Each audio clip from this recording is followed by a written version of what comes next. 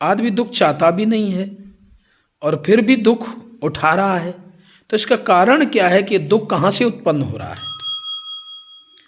इसके बारे में जब आप खोज करोगे तो हर ग्रंथ इसकी गवाह देगा। अवतारी पुरुष भी इसकी गवाह दे रहा है, महापुरुष भी इसकी गवाह दे रहा है कि मोह मानी दुख का जो मूल पुंट है वह क्या है? रामचरितमानस से आप देखें, मोहो सकल व्याधन कर मूला। सारे व्याधियों का मूल क्या है? मोह है। अब मोह जो है ये एक ही जन्म का नहीं, ये भवसूल उत्पन्न करता है। मोह सकल व्याधन कर मूला। मोह सभी व्याधों का मूल है, सभी दुखों का मूल है, जड़ है, जिससे उपजते क्या है? भवसूला मानी जन्मने और मरने वाला दुख सूल उपजता है।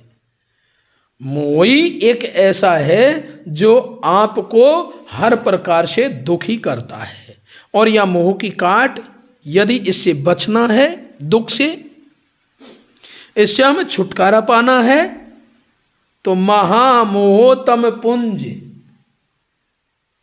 जाके वचन को सुनते ही महामोह का जो पुंज है वह वहाँ नष्ट हो जाता है। वह है भगवत कृपा, भगवान का भजन, भगवान का कीर्तन, भगवान का ज्ञान, भगवान का सिद्धांत।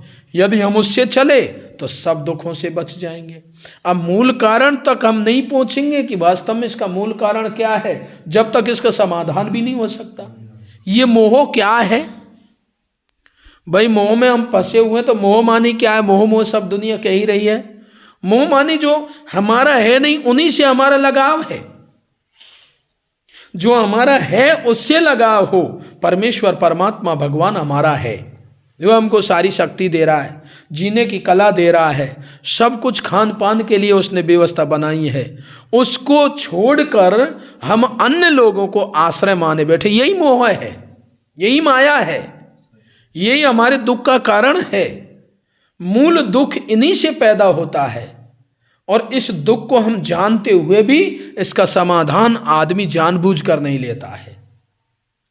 नहीं तो वो लेना चाहे तो एक सेकंड में सारे दुखों का समाधान है।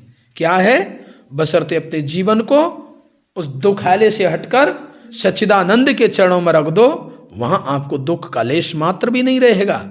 लोक और परलोक दोनों ही खुशहाल एवं भरा पूरा प्रसन्नता पूर्वक जीने की कला भगवान सिखा देता है। वहां मोह समाप्त हो जाता है। नहीं तो मोह नहीं गया तो निश्चित दुख नहीं जा सकता। सारे दुखों का मूल क्या है?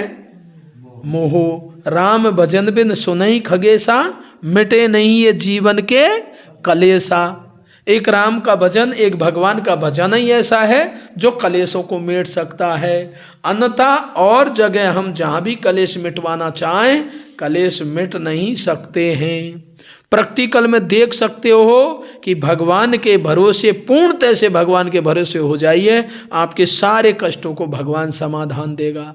और जब हम दुनिया का भरोसा रखेंगे तो वो दुनिया हमारे कष्टों को तो समाप्त करेगी नहीं, कष्ट बढ़ाएगी।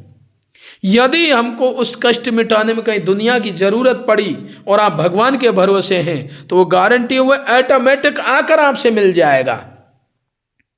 वो ऑटोमेटिक आकर मिल जाएगा और आपका वह कार्य फटाके से वो करवा देगा।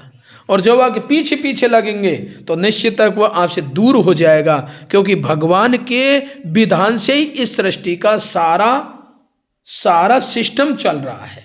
अब उसके अधीन जो हो जाएगा, वह का सारा मोह ममता समाप्त हो जाता है, और वहीं से सारे दुखों की निवृत्ति हो जाती है, सारे दुख समाप्त हो जाते हैं और परम सुख की अनुभूति बोध होने लग जाता है। इसलिए सारे दुखों के मूल में है मोह, और मोह गए बिना ये दुखी ही रहेगा, कभी भी सुखी नहीं हो सकता है, कभी शांति को प्राप्त नहीं हो सकता है।